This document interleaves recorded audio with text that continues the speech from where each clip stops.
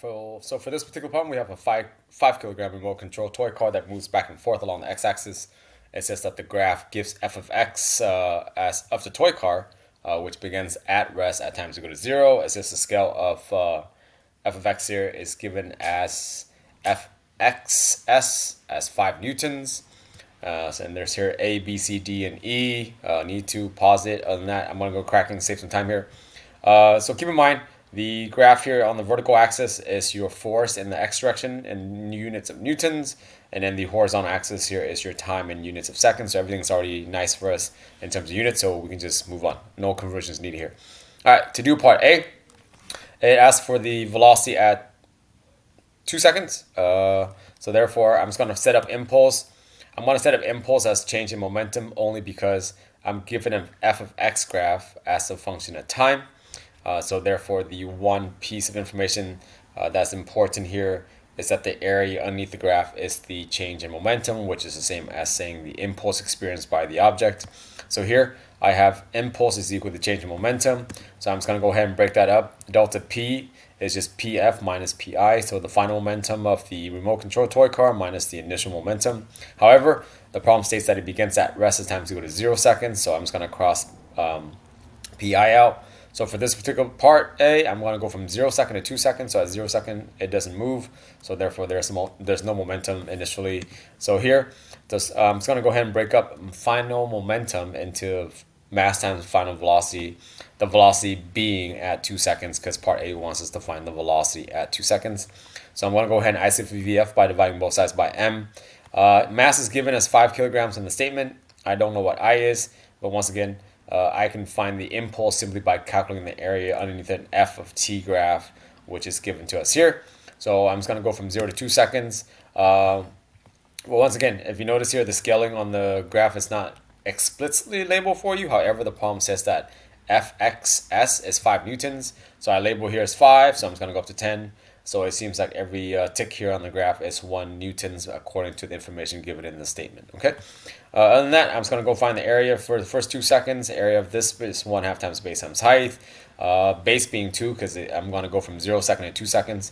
And then the height, according to the scaling given in the problem here, it is 10. So 1/2 times 2 is just 1, and then times 10 is just 10. So the area here is simply 10. So now that I know the area, I can use that as my impulse, which is capital I in the numerator, and then I can just replace m here with 5 kilograms. And here I have 10 divided by 5 will give me an answer of 2 meters per second. However, I do want to point out part A asks for the velocity of the car at 2 seconds. So I have here at 2 meters per second, which is just the speed. So make sure you include the direction. So the proper way to do this is, or the proper way to express this would be positive 2 meters per second or 2 meters per second to the right or east. Okay, so make sure you include your direction in your final statement since it asks for velocity. Let's do part B. Part B asks us to find the net work done on the car during 2 to 4 seconds. So keep in mind this is from 2 to 4 seconds, not 0 to 4. So at 2 seconds, we just found that the velocity at the instantaneous velocity at 2 seconds, it happens to be 2 meters per second square in the positive x direction. All right, so we need to find the velocity at 4 seconds. So here, I'm just going to set up the work kinetic energy theorem. I think it's the easy way to do it. So delta Ke is simply Kef minus Kei. But notice here, I'm not going to cross out Ki because the problem starts at 2 and go to 4. At 2 seconds, the car's moving, so do not just cancel Ki out here. You would only do that if you went from 0 to 4, okay? But here, the problem says from 2 to 4, so I'm just going to stick with that. I'm just going to break up delta Ke, which is Kf minus Ki, into 1/2 mvf squared minus 1/2 mvi squared.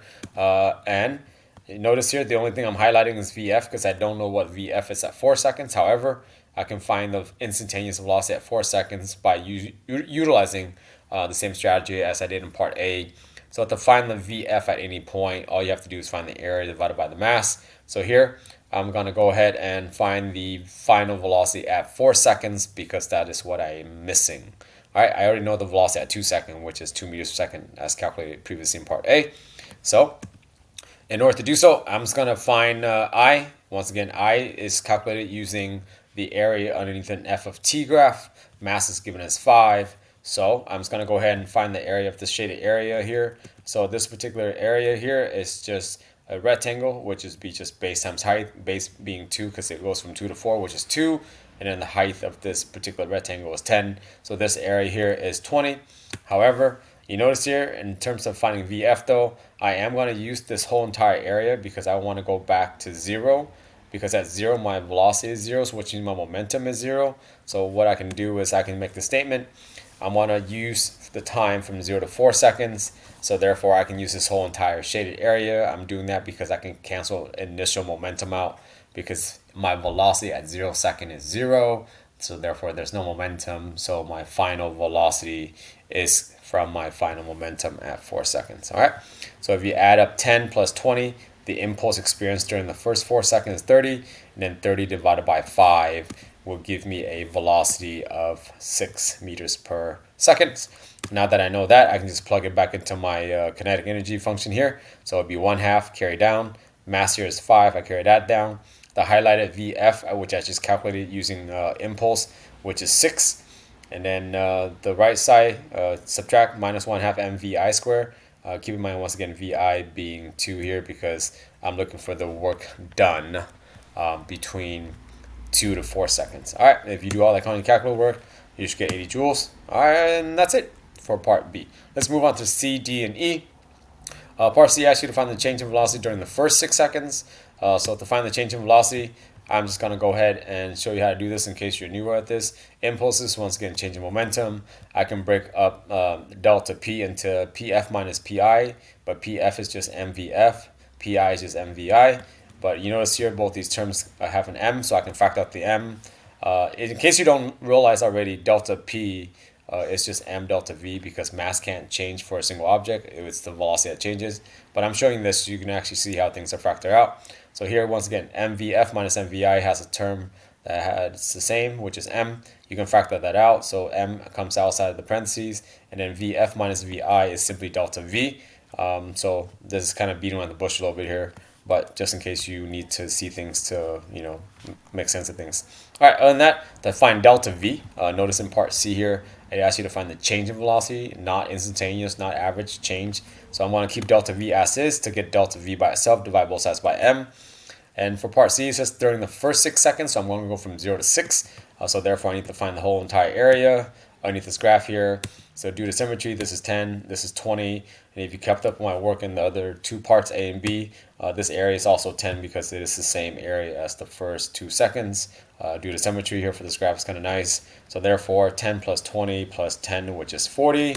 So the numerator here, the impulse experience during the first 6 seconds is 40. It's positive because it's above the t-axis. The mass here, once again, of the toy car is 5 kilograms. So 40 divided by 5 is 8. So the change in velocity here during the first 6 seconds is a positive 8 meters per second because it's speeding up in the positive x direction. Okay. So other than that, I'm going to include the sign here for this one. Delta V here. It didn't say magnitude, must be a positive change. All right, let's move on to part D. Part D asks you to find the impulse experienced by the car during the whole entire 9 seconds. So the graph here shows from 0 to 9 seconds. This graph kind of just stopped at 9 seconds here in the given statement. So to do that, all you have to do is find the whole entire area. So here I just wrote impulse is equal to the area. However, keep in mind that anytime the area is beneath the t-axis, that is a negative value. So here, if you do your math correctly, that area is 2.5, but it needs to be negative 2.5 because it's below. This area here, okay, is just 5, and then this area here due to symmetry is also 2.5. But all of these 3 components are beneath the t-axis, so they're negative, okay? So keep that in mind as you practice here. So I'm just going to make the statement, area is 10 plus 20, plus 10, because the first 3 terms are all positive because they're above the t-axis. And then everything else behind that is negative because they're below the t-axis. So essentially you have 40 minus 10, because 2.5 and 5 and 2.5 makes 10, and then they're all negative, so it's just negative 10.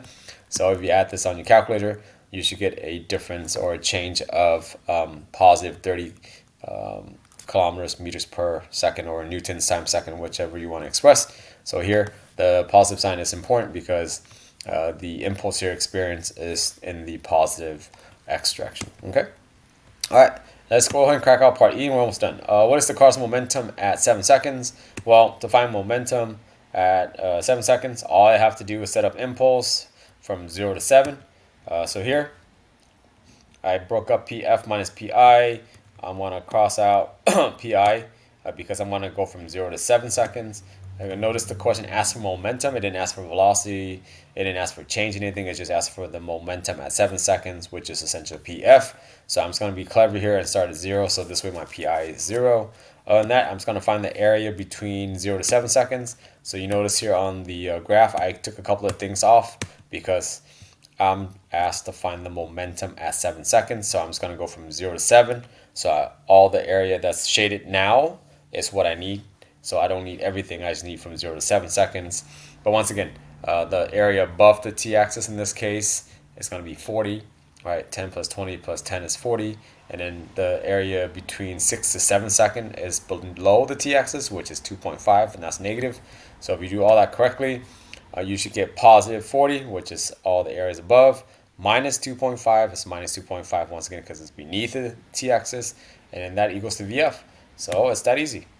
So here 40 minus 2.5 is 37.5, and then I put a positive sign because momentum is a vector and it did not use the phrase magnitude. So the momentum at 7 seconds is a positive 37.5 kilograms meters per second. So it indicates that the object is moving rightward at that particular point in time. Okay, all right, stay nerdy, don't be whack.